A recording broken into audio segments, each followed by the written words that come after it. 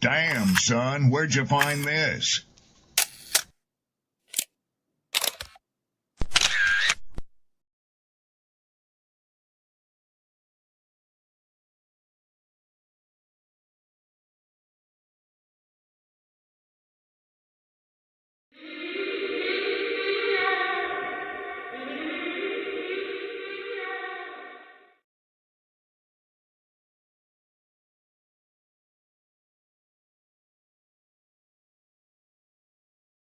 People don't be offended by the truth.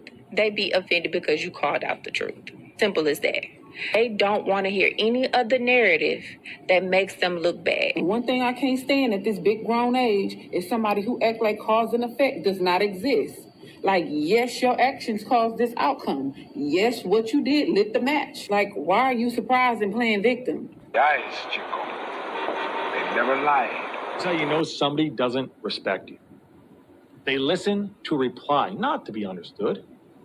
They cut you off. They minimize what actually matters to you. They laugh at your boundaries, and then they call you sensitive when you try to hold the line.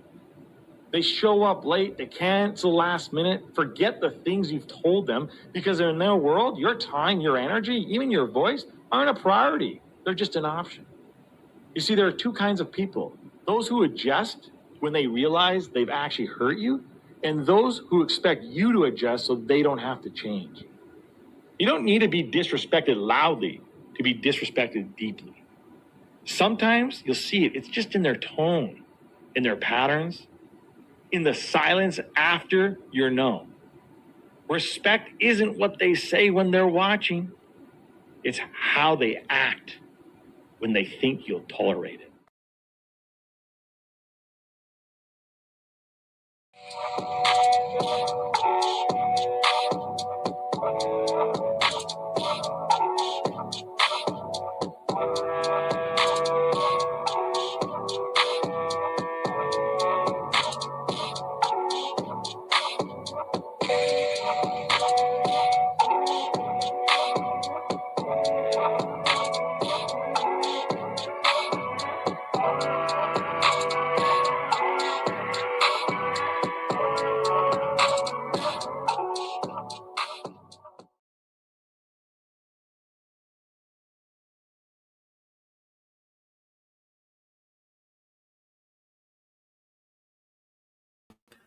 All right, I had to get my color scheme right.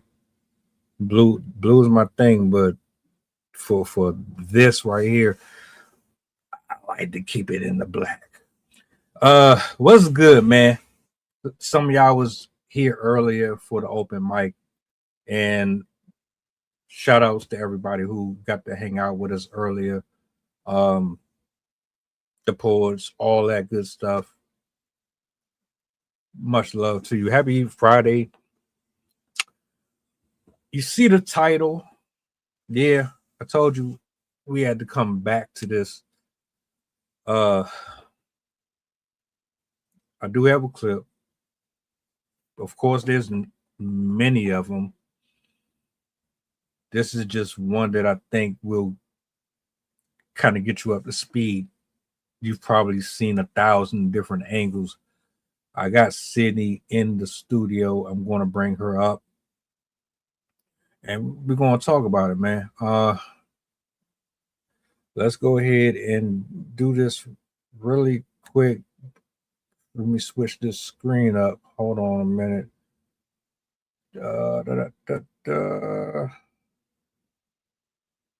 Let me see. Hey. Can you see me? It'll be good. I can see you. Okay. I'm glad you could spin back on this one. I figured, hearing what I was getting ready to get into, you had something that you wanted to say about this. We've talked about ICE before with a few different incidents with them. This time we have a fatal story. A woman loses her life, and people are on different sides of the conversation with this. So what I want to do, a quick recap for anybody who is unfamiliar with the story, and we'll just go from there. Because I know you've already heard of it, probably did your own digging on this. So let me bring this up real quick. Then I'm gonna let you get your balls off. We're gonna chop it up. Footage has just emerged, which appears to have been filmed by the immigration agent who shot a mother of three in Minneapolis. When the video was released by Alpha News, a right-wing Minnesota news outlet. In it, Renee Good can be seen sitting in her car, blocking the road and smiling at the officer approaching her. Let's listen to what happened next. That's fine, dude. I'm not mad at you. Show your face. I'm not mad at you. That's okay. We don't change our plates every morning, just so you know. It'll be the same plate when you come talk to us later. That's fine. U.S. citizen, former. You want to come at us? I say go get yourself some lunch, big boy. Go ahead. Get out of the car. Get out of the car. Get out of the car. Oh!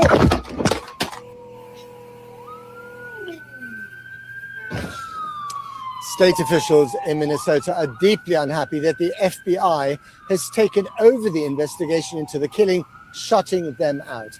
Our U.S. editor, Anushka Astana, is at the scene of the shooting in Minneapolis. Anushka.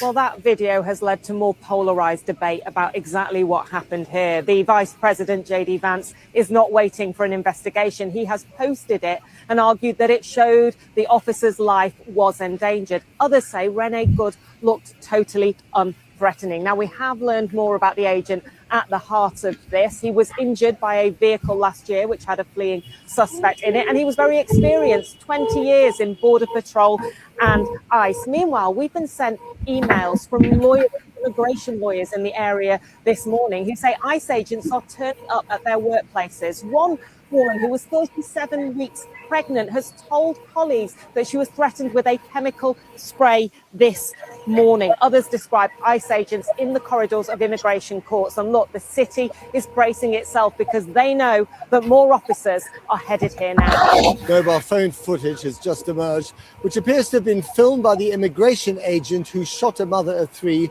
in Minneapolis on Wednesday. Just so you know. We already got through that. Let me go ahead and stop that right there. So initial thoughts, anything pertaining to this video or anything that you have seen prior to this? Well, first, let me see if I can find it. I'm very much on the side that she was not an aggressor, that obviously this was 1,000% in the wrong. They should not be doing this. They don't even have jurisdiction over this. If you look in the laws for ICE, they are not like police. They do not have the right to enter people's property. They do not have the right to make people come out of their cars or to enter people's cars. They also, in their guidelines, tell them not to use their bodies to block vehicles. That's also, I believe, in police training as well. So everything that they were doing was already wrong, already beyond what their jurisdiction was. And the other half of it too, that really stands out to me, is how the White House responded to this. Our president posted on Truth Social or Twitter, whatever he uses, saying that this individual who, if you watch the other video, not advantages, perspectives, you can see he's not touched by the car. The only contact between this man and the car is him grabbing the handle of the car as she's trying to leave in her vehicle. But the leadership in the White House has been trying to say that A, she was a paid agitator, B, she was a terrorist that had weaponized her car, that she tried to ram him, that she injured him. And in a recent post, I believe last night or 2 nights ago, he straight up said that the police officer, or that the ICE agent, was in the hospital recovering from being run over by the car, which is completely false. You see it in the video. He literally walks away, goes to his own. It's the fact that this happened is already disgusting, and an example of why we do not need these armed thugs in our cities. But the fact that it's also now a very, very blatant example of our government literally manufacturing information despite the evidence being right there in front of you. You can see it with your own eyes, but they're trying to say that this evidence that you can see with your own eyes is false. And it's, to me, very 1984, very dystopian to hear our government really try to twist an event that was filmed with very blatantly, obviously fake information. So I think there's definitely two sides to this. There's the incident itself that happened to her, and the whole situation that led to her death. But then there's also the aspect of how it's being framed by the media and by our own government system after this has happened. So there's definitely a lot to talk about.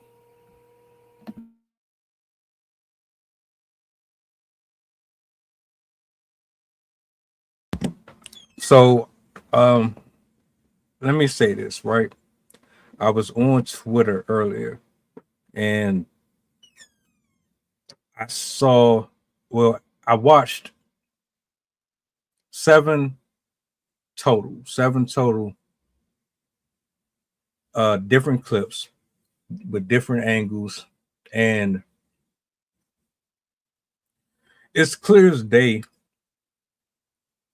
there's two different perspectives. There's one where they are arguing that they're doctoring this video footage to make it look like the guy was standing in front of the hood of the car.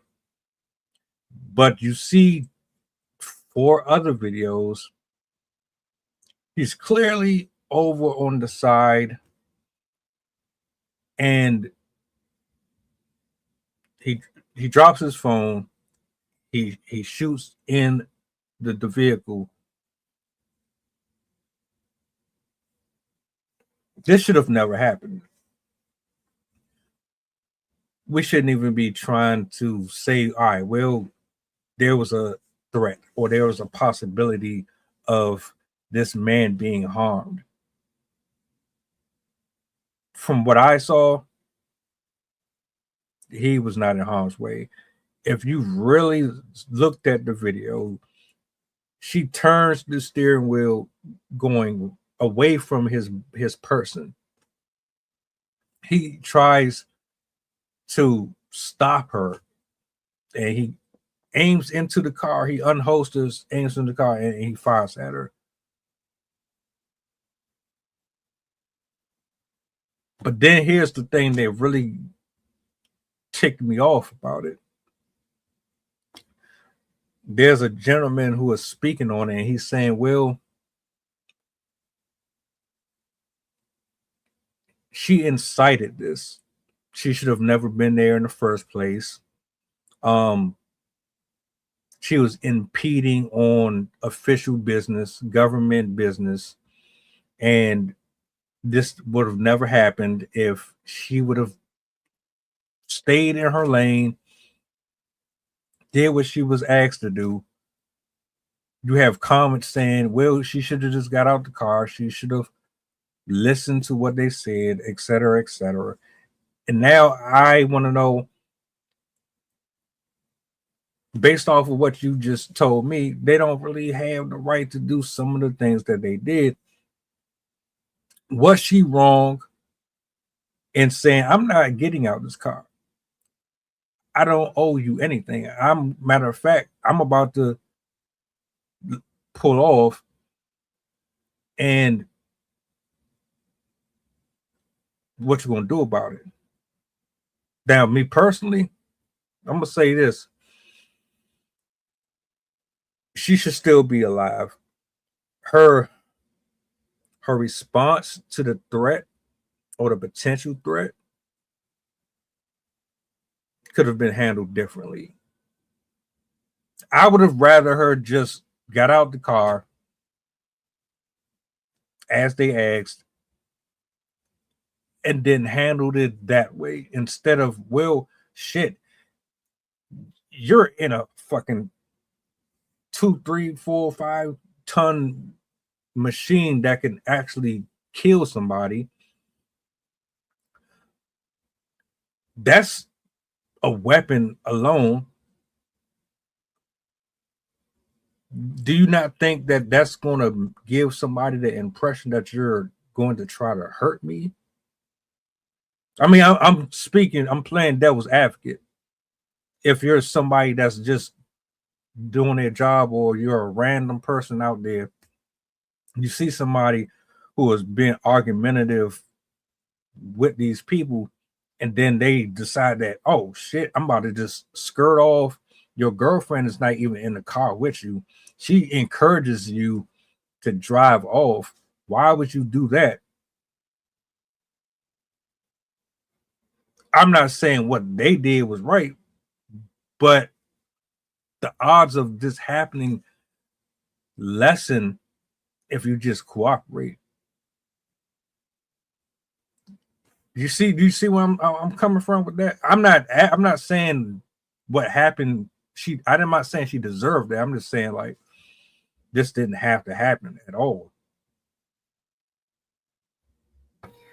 Admittedly, watching the video, I've probably said it before on the show, but I have my feelings about ICE. But watching the video, one of the ones that I watched earlier featured her and her partner in the beginning of the incident, before they even started driving, and all of the infamous clips that we've seen. And admittedly, they were instigating, especially her wife. She was out of the car and yelling at the ICE agents. I believe one of the two of them were filming the ICE agents, and one of the ICE agents was filming back, and they were kind of having a back and forth between that one and the one that was filming. And so, yes, there definitely is that aspect where they were involving themselves in a situation that was not theirs to involve themselves in. There was already an ongoing ICE operation. However, I definitely still understand why they did what they did, because they stepped in to support their neighbors. They knew some of the people that were involved in this situation. And so they stepped in to help the people that they knew. This was not very far from their child's elementary school. If I remember correctly, it was also fairly close to their home. So they knew people that were involved in this situation. But their actions I definitely could see that from a law enforcement perspective. Not that I'm really calling ICE law enforcement because I don't really consider them that, but just for argument's sake, just from their standpoint, I could see them seeing that as aggressive behavior, especially with how hostile relationships are right now between ICE and normal citizens. I can understand why their behavior might have been seen as threatening, but it still does not rationalize the use of force that they used. She was attempting to leave. I guess I could see how they could see that as weaponizing a vehicle, which is what the Christy Nome keeps categorizing it as. But it's very, very clear in the video. There's a video I watched by CBS Evening News, which featured a retired ICE agent in that interview, and they had him review the clips. And even a former ICE agent pointed out that you can very clearly see her turning the tires away from those law officers. And part of the reason she was sitting there in the path is she was letting other cars go and pass as she was waiting there. So her sitting there wasn't necessarily her continuing to inject herself into the situation. She was just trying to find a safe way to leave. They're the ones that ended up starting to grab at her car door, step in front of her car, and she did the maneuver to get out of their way. And you can, as I said in the video, you can clearly see the tires are turned away from his feet. She did not run him over at all. She did not hit him. But as she was leaving, that is when they decided to shoot at her. It was not when she was out of the car. It was not as if she was turning the car to hit them. It was when she was very clearly trying to get away. And even police officers are taught that if a criminal is getting away, they highly discourage using force. There's a lot of other ways that you can re-detain people that get away. You can call it into other police officers. You don't have to shoot somebody. And for them to, she did not have a weapon. She did not aggress the people. Like, she didn't come at them and attack them. People. Yes, people. She did not attack anybody, but they still chose to use deadly force on her. And that is not okay. Because, yes, police officers have these situations as well, but a large quantity of the time, not across the board, obviously, there are still situations of police using unnecessary force, which is its own problem. But a lot of the time, they pull out their weapon because they think that the other person has a weapon.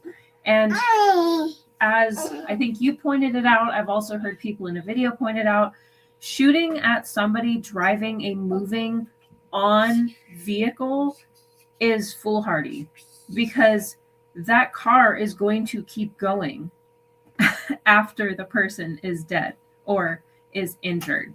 And some bodily reflexes will make you like tense up, and there's still the possibility that you could hit the gas and literally take off, unable to control your car. And so they were technically putting people in danger by shooting at a driver of a moving car. No, you can't have it. So even if they were instigating the situation and were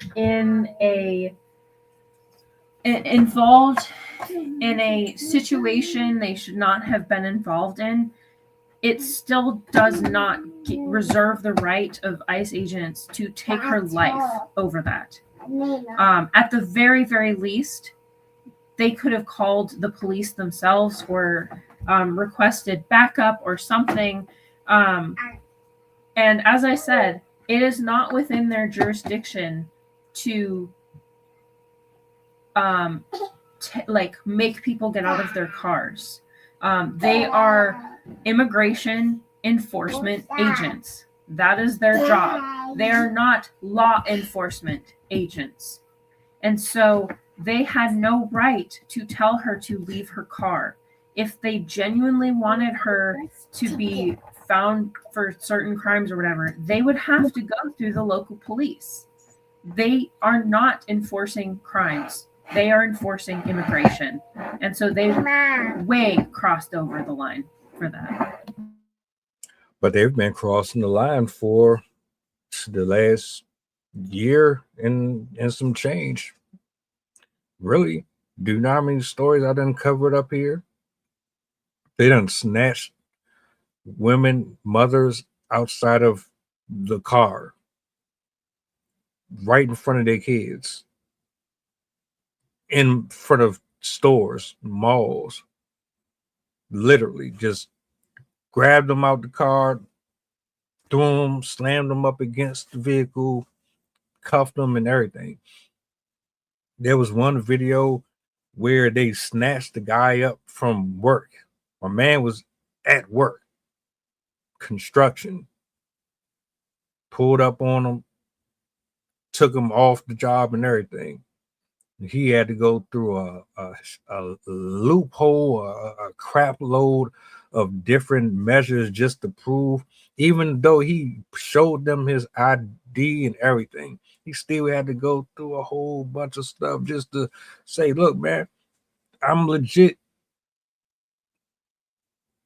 So they've been doing what they want for a while now. And for anybody to really be trying to defend this, you're a part of the problem too. This ain't the first time people have complained about ICE. How many times have we been down this road? You've even expressed your concern about this a few times. Let's not even mention what happened in Chicago. They went in those apartments and they snatched up whoever. They didn't care who it was. How? Like, how do you have the authority to just do whatever you want? And I'm finding issues with where's the backlash or the punishment for this. Also, I have to point out, you know why they did that, right? Why they took that whole apartment building in the middle of the night? Nah, what? The apartment building owner wanted to evict a lot of the people because he wanted to increase the rent. But you can't unless you can give them notices and stuff like that. But he basically wanted to rent out at a higher price. And so he made a deal with ICE where they could come in and use all of these people for a promotional video. And so it was an arrangement between the landlord and ICE agents where the landlord was able to get all of these people out so he could rent at a higher cost without having to go through the proper processes to do it legally and normally. While ICE was able to film a promotional video about how cool and macho they were. That video is still available online. They put it to music and everything. And it shows them pulling these people out, elderly, young kids without clothes in the middle of the night. It was like 2 a.m. And yeah, so it wasn't even a legitimate operation. They were literally doing it just to brag, publicity, that kind of stuff. The stuff that they're doing is one of the things that I don't think a lot of people understand yet. I mean, if you follow the news, you probably do, but a lot of these people aren't even vetted. You don't even have to take intelligence exams and stuff. Police officers have to go through a process to get these jobs. They don't have to go through that. There's very, very little you have to do to become an ICE agent. So their standards are very, very low. And they have a lot of people that have criminal records, that have no experience whatsoever in any form of law enforcement. And a lot of people are pretending to be ICE agents and are just wearing the uniform. I mean, we can see it in the videos. Like, the uniform is very like, some people are wearing something, some people are wearing other things. It's very, very unprofessionally inconsistent across the board, the standards and everything. So I guess it would make sense that these people have no law standard either, and they're willing to just pander to the opportunities that they're given to harass people for clout, basically. At Scholar, it was absolutely disgusting. Absolutely disgusting. And to reality, yeah. There's mad angles. Mad angles. I'm sure everybody here has seen all of them. There's one in specific that I mentioned earlier. It was blurry, but the way that they had it set up, they tried to make it look like the guy was in front of the car, but then you look at the third or the fourth video, he's on the side. There's so many narratives that they're trying to spin. What this all boils down to, a woman is dead and she didn't have to be. And we have a group of men that are basically playing Batman. They just don't have all of the gadgets. They're vigilantes in uniforms cosplaying as superheroes when they're really villains, and we're just supposed to shut up about it. Even if you say she was blocking traffic,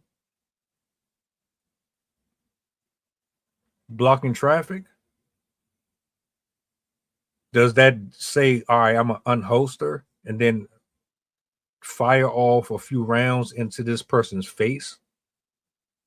And then on top of that, to add insult to injury, not only did you basically make it to where she's not even going to have an open casket, probably. You had somebody on site who said, let me examine this person. I have the credentials to do this. And you told them no. You said, no, stay away. We have our own medical team.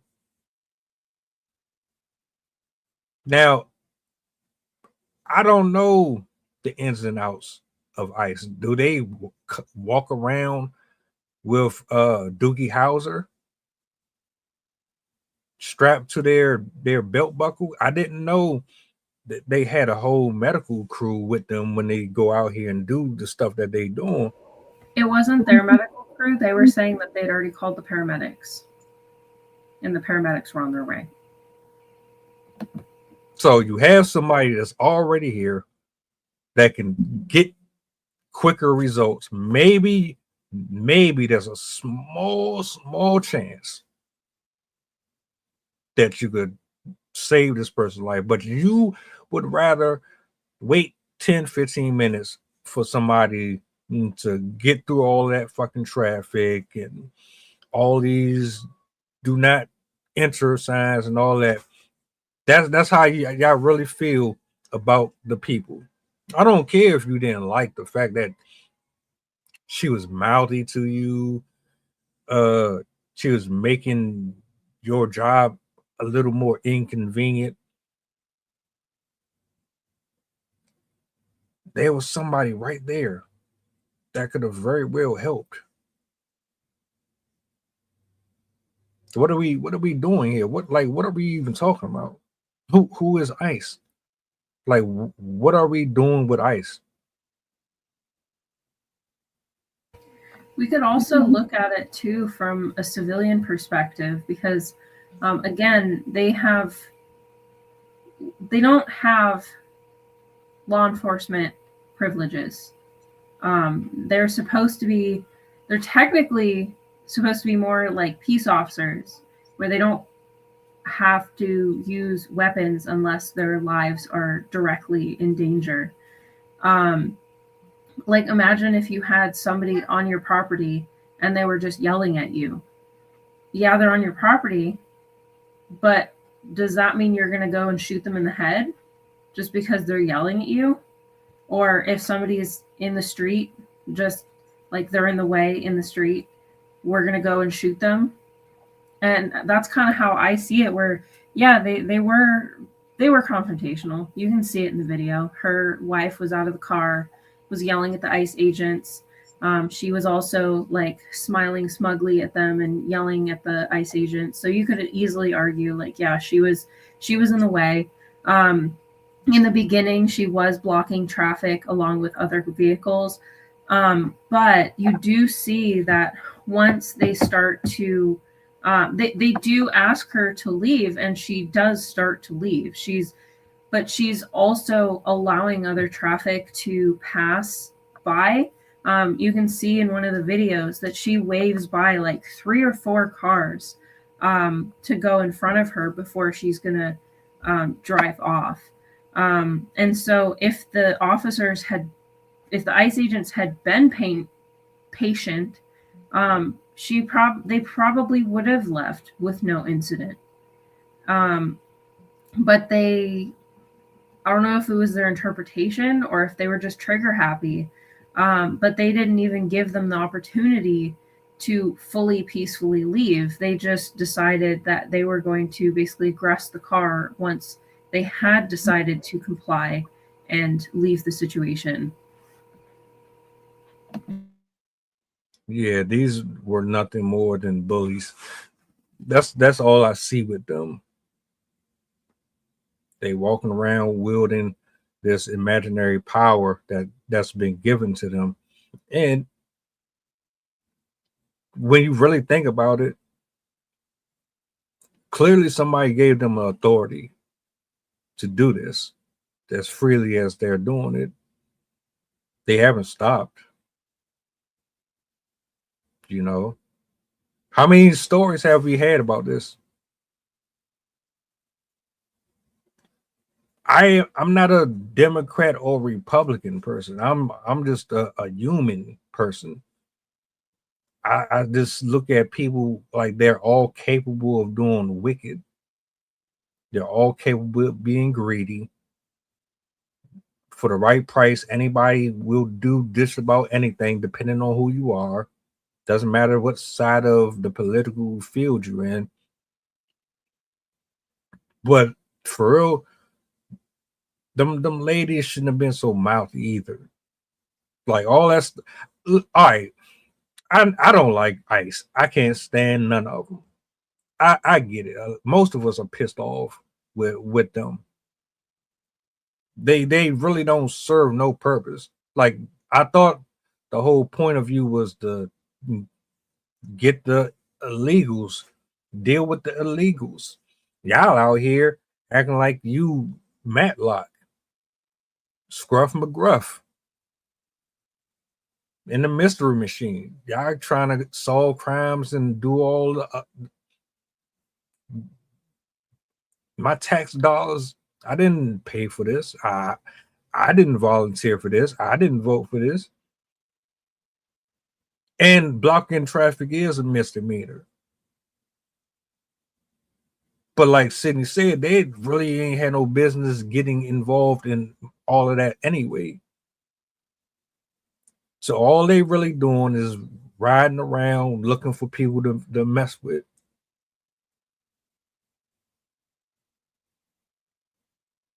That's it.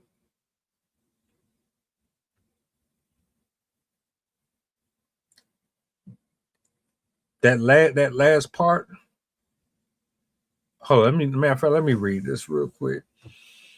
I also want to point out it only took 2 minutes between them being outside the car and them being back in the car for her to get shot.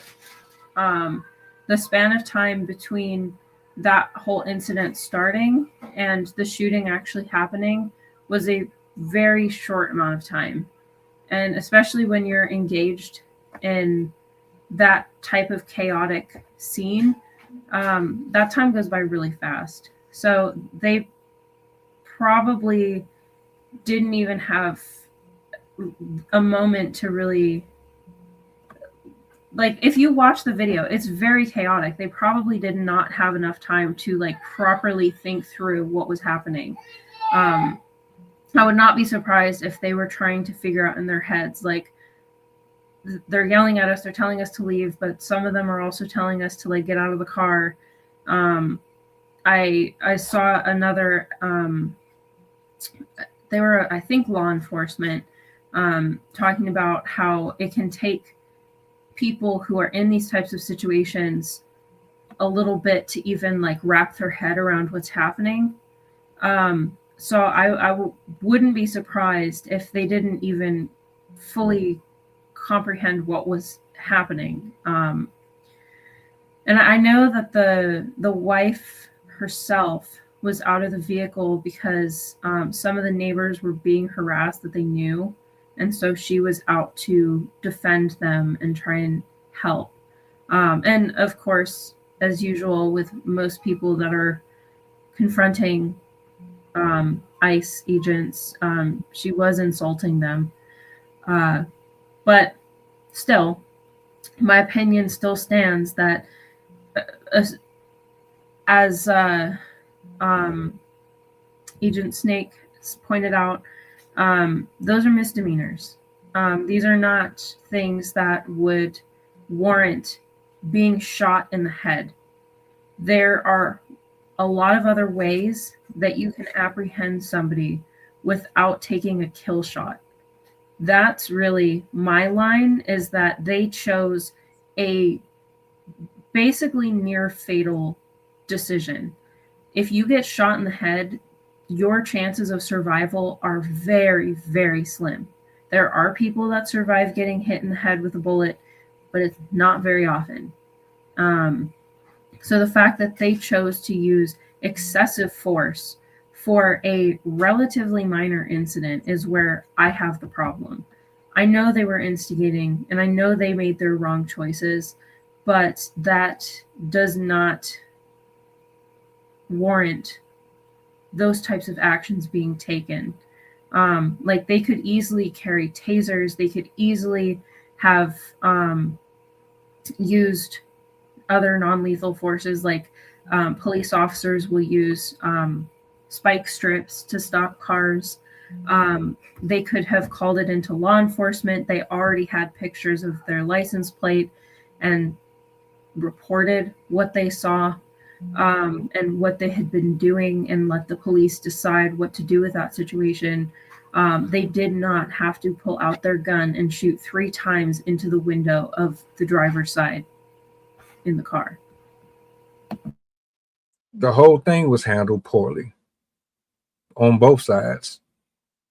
Unfortunately, the side that took the biggest loss is the side that's not going to wake up tomorrow. The officer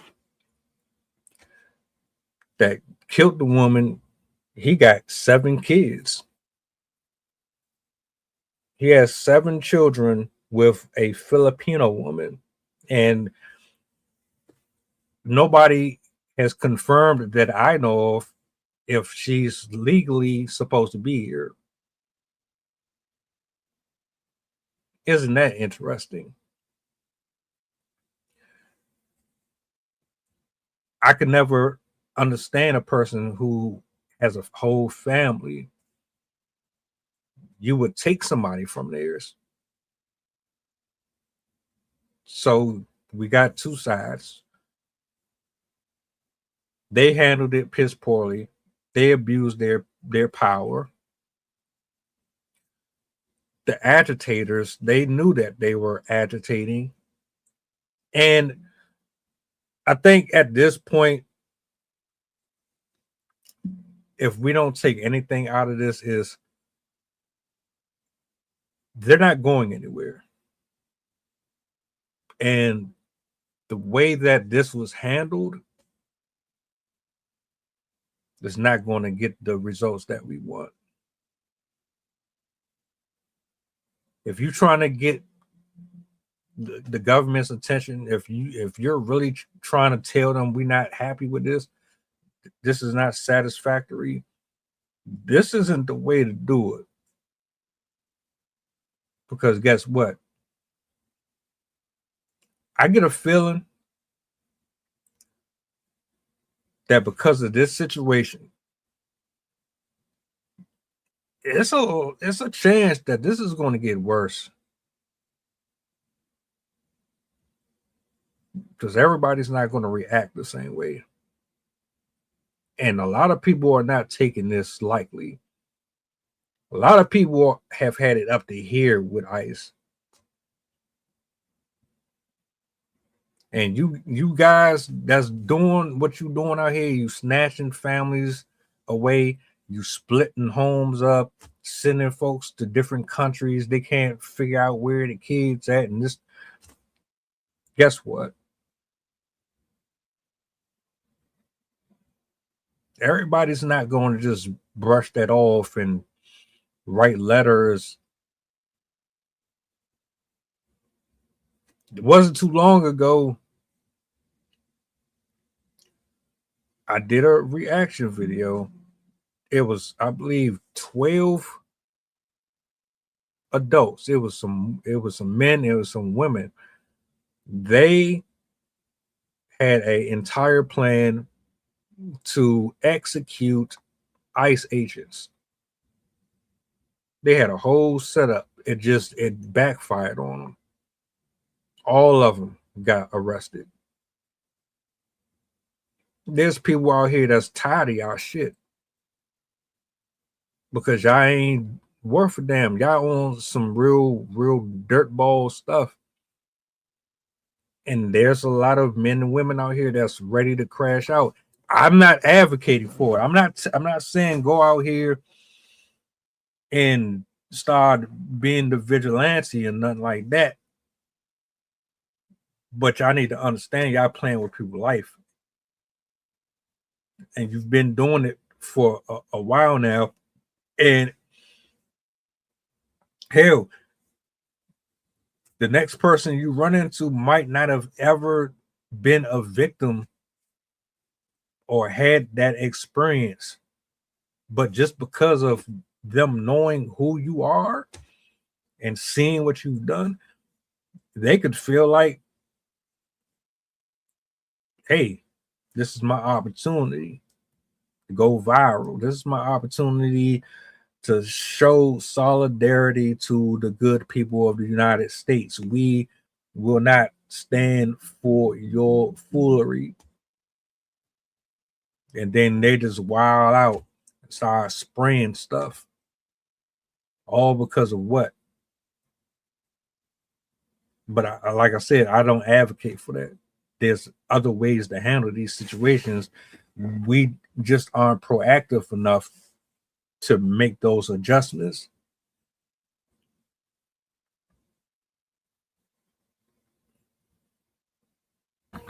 I looked it up, and DHS guidelines on fleeing subjects specifically states deadly force shall not be used solely to prevent the escape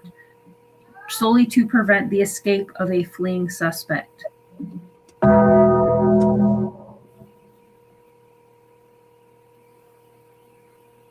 So how many laws have they violated so far? I'd say there's a large number of them, a very large number of them, a vast. I don't want nobody to lose their life over their anger, over their resentment towards these people.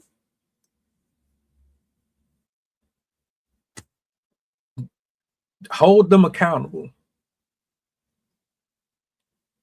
How do we hold them accountable without you losing your life, them losing theirs, and the people who need to hear our voice actually hears it and does something about it? What has to be done next? Because I'm telling you, some folks don't give a damn. They literally had somebody in the medical field ready and willing to step in and try to save that woman. And they didn't even want to give them the consent to do it. So what you would have done, arrested them? Would you have shot them too because they tried to help?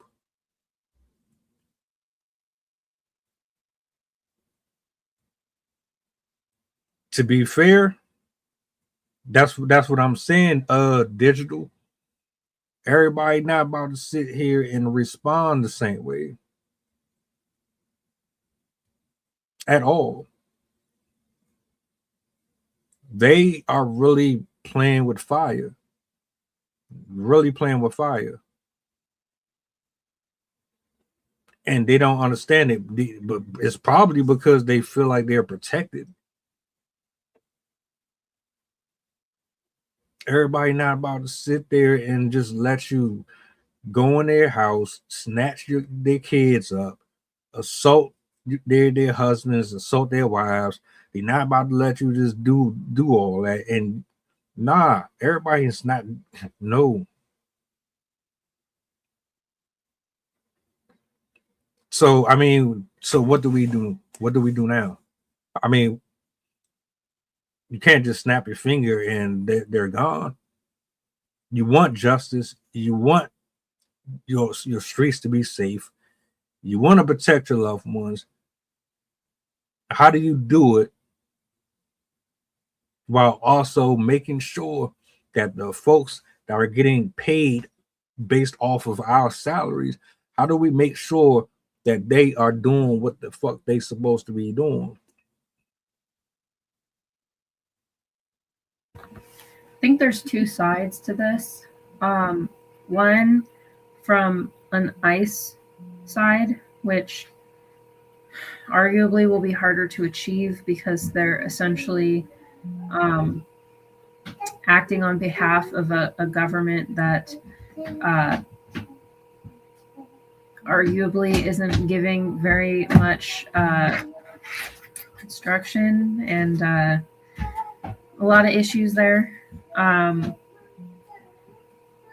So there needs to be reform and an establishment of what are they actually allowed to do? What are the actual standards these people need to adhere to continue acting in their positions? There needs to be much more oversight and training and all manner of like operational awareness, basically. Like the ICE agents need to understand what their limitations are. The communities need to understand what the limitations of their rights or of their powers are. And that's the second facet is us. We need to understand how to navigate this ICE situation in a way that keeps us safe, because very clearly in a lot of situations we are being put at risk by people that are claiming to be law enforcement agents. People are getting into situations where they're being hit in the eye with pepper balls. They're being sprayed in the face with pepper spray. They're being shot in the head because they are trying to leave even though they're being told to get out of their car. People need to, like with police officers, we are coached even as a kid what to do when you get pulled over by a police officer. You are told if you're in your car, you pull out your insurance, you pull out your license, you pull out your information. You put your hands on the steering wheel so they can see that you don't have a weapon. You roll down your window so they can speak to you. And like if you get not pulled over, but like if you get stopped when you're in person, like you stand there calmly, you take your hands out of your pockets. Like there's all sorts of things that we're taught how to interact with police in a safe manner. And we need to have that available as well. We need to understand and have set limitations to what they can and can't do so we can understand how we can act appropriately when we are encountered by ICE, because we are in a stage of our government situation where a lot more people that who have no experience whatsoever with ICE agents and what they are and what they do are going to have more and more interface with regular citizens. Like this is no longer just like, oh, you're driving across the border into Mexico, or like you are driving from state to state and they have border patrol there and ICE agents and stuff like that, or like they just happen to show up at work because you have people there that might be illegal immigrants. Like we're not at that stage anymore. We are now at the stage where they're in communities, they're at schools, they're at stores, they're in neighborhoods patrolling, looking for people. There is a heightened presence of ICE. And so to keep ourselves safe, we have to understand what the limitations are. What are our rights? What are their rights? Because ICE is not the police. Every single law enforcement agency has different sets of rules and regulations, what they can and can't do, and limitations to their power. And right now, there isn't really clarity in what their limitations are.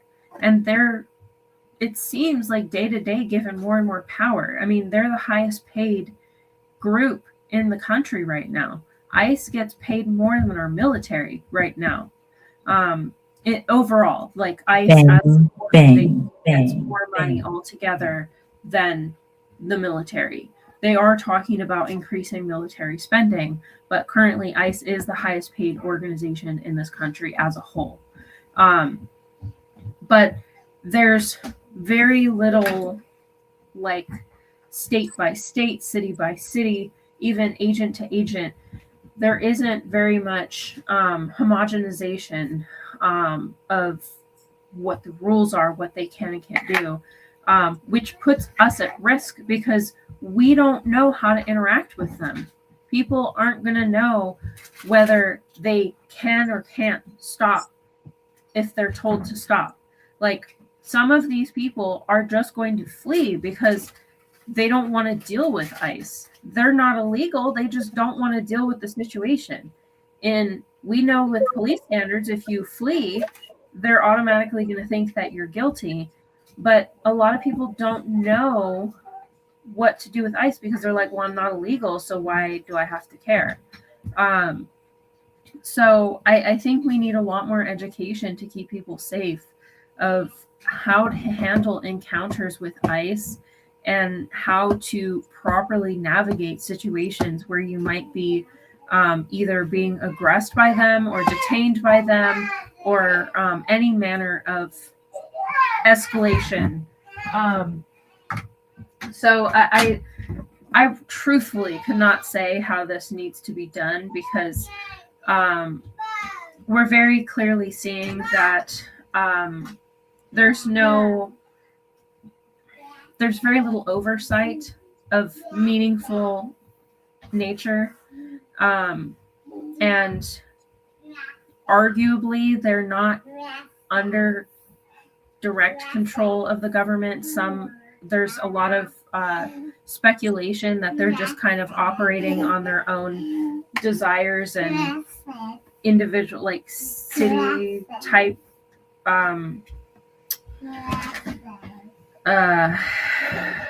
like how the cities are, like the ICE agents that you're going to get in Texas are going to be different than the ICE agents you get in California, is going to be different than the ones you get in Minneapolis or Minnesota. But there needs to be something, whether public education, states getting together to kind of establish standards, police working together with ICE to establish standards, police working with citizens to establish what to do in these situations. Like law type education needs to occur. People that are former ICE, former lawyers, like people that are involved in this type of arena need to be talking about this and need to get out there with the proper information. That way people can more safely interact with ICE, because very clearly the situation between the harassment from ICE agents and the escalation from civilians is going to result in more deaths if we don't do something about it. There's no doubt in my mind that we're going to start seeing an increase in these types of incidences. We've already been seeing mild ones, as I said, pepper spray, being beat up, being pushed over, knocked down, stuff like that. But it's very clear this is starting to escalate. Literally, during a protest over this shooting, 2 people in Portland got shot by ICE during the protest. So this is not going to be an isolated incident. And I think we really need to use this as an example of what could happen if we don't figure out some sort of way to educate the public and frankly rein in ICE, because ICE right now is operating in areas that they do not have jurisdiction. They're operating in ways that they do not have the right to do. So yeah, and in the meantime, be prepared to have documentation on you, especially if you're in an at-risk group, because I cannot stand them. Obviously, I do not support them. They should not be patrolling our streets, but we are in a situation where they are. And so you have to be willing to take the precautions to protect yourself. And I mean, sadly, that doesn't always work either. You can have the proper paperwork and they will still arrest you. They'll still send you away. They still don't care. But whatever you can do to reduce your likelihood of a negative encounter with ICE is good. But that being said, we need to push back as civilians, because this treatment is not okay, and it is only going to continue to escalate. Our government is perfectly content using them as a control group of henchmen, basically. And as you just said, we should not be okay with aggressive law enforcement wandering through our cities, snatching people up for little to no reason at all. And I think that there needs to be a widespread, nationwide pushback against the use of ICE. And just like the, I think it was the governor or the mayor, he said, you need to ban them from your state. They need to be gone completely. They should not have the right to be out on those streets to harass regular citizens. They need to go back to where they belong with actual like border security and stuff like that. Like, they should not be in normal neighborhoods, in people's Home Depots, in people's schools. Like, that is not okay. So yeah, there's a lot that needs to be done. Sadly, I don't trust that it's going to be done by the powers that be. So as American citizens, we need to be the ones that push for this. We have to be the ones fighting for our own freedoms, because very clearly there's a lot of people in power that do not care. They're very happy to have a new version of the Gestapo in the United States. So it's very much, unfortunately, on us to pressure our more local politicians that are doing what they're supposed to do. And I mean, even push the ones that aren't doing what they're supposed to do in the hopes that maybe they'll actually do what they're supposed to do when they realize they're going to lose their jobs. But we need to push them to banish ICE from our cities. That is not their place. That's what the police is for. To protect the sheep, you got to catch the wolf. And it takes a wolf to catch a wolf. You understand? We just had what? How many people? It was like 7 million? 7 million people marched. It was estimated to be actually around 8 million, possibly as high as 9, but the general estimate is about 8 million, which is the second biggest protest in U.S. history. So you tell me we can get 7 to 8 million men and women on one accord, but we can't do it now. You can't convince me. Anything is possible. We did it then. We can do it now. Question is, do we want it? Are we tired? Are we fed up enough? Is this important? Doesn't really matter what side of the political field you stand on. Right is right, wrong is wrong. Are we tired? Are we ready to see some results? Some actual change? I don't know about anybody else. I'm tired of hearing the stories. I would like to see some of these people held accountable. We're not dumb. There's a lot of intellectuals in this chat. There's a lot of smart people watching right now or will watch later on, having these conversations. Some more knowledgeable than me, doing way more, extremely proactive. And I salute y'all wherever you are. You doing your thing, keep on. We need you. We need you. We need your voice. We need to make some stuff happen here. That's all to it. I want the neighborhoods to be safer. I want the kids to be safer. I want these families to be safer. I want people to be able to go to work and come home without worrying about getting snatched up in the van and all this. Nah, we got to do something.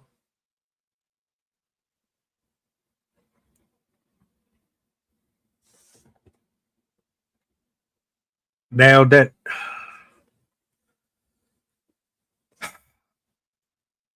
was it staged? There's things that happen that I be looking at like, man, I don't know. I thought the whole Charlie Kirk situation was planned.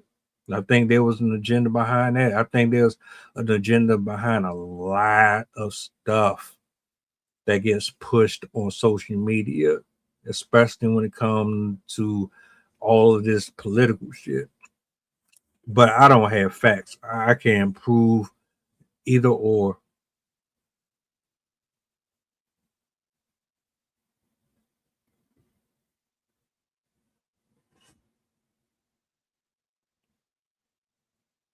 At plain and simple, you can't please everybody. I look at it like this. One person with a voice, cool. You get a whole lot of people saying when was it Jimmy Fallon? When Jimmy Fallon got canceled, Trump was Jimmy like Jimmy Kimmel. When Jimmy Kimmel got canceled, the internet was pissed. It didn't take long for him to get his job back. The internet was not playing. The comment section, wherever you came from, if you like him, they weren't playing around with that. Same rule apply here. If we don't agree on nothing else, I think we all can agree that we pay way too much. We bleed and sweat and spend too much of our life working to be treated the way that we get treated.